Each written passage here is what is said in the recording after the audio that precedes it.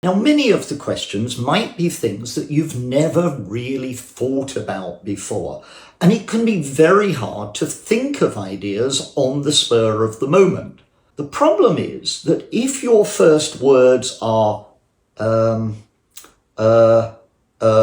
then your fluency score is going to go right down.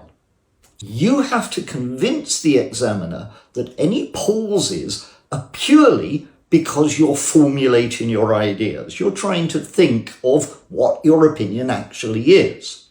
So how can you do that? Well, one way is to repeat the question back to the examiner, and that shows you've understood it and you're thinking about it. For example, do you think it's a good idea to have strong opinions? Is it a good idea to have strong opinions?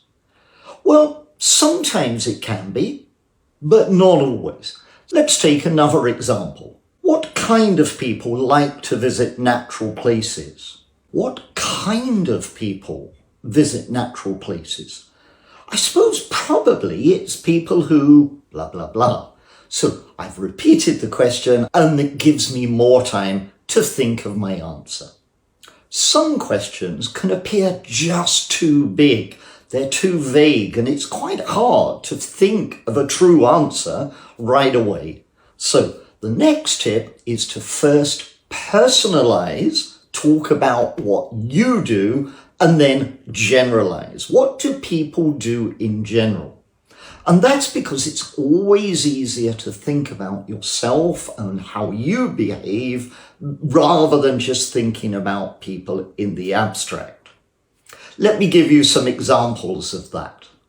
Do most people mind others talking in public on the phone? Personally speaking, I often get really annoyed if somebody is having a conversation on the phone in public, particularly if I'm on a bus or a train and I'm forced to listen to the conversation.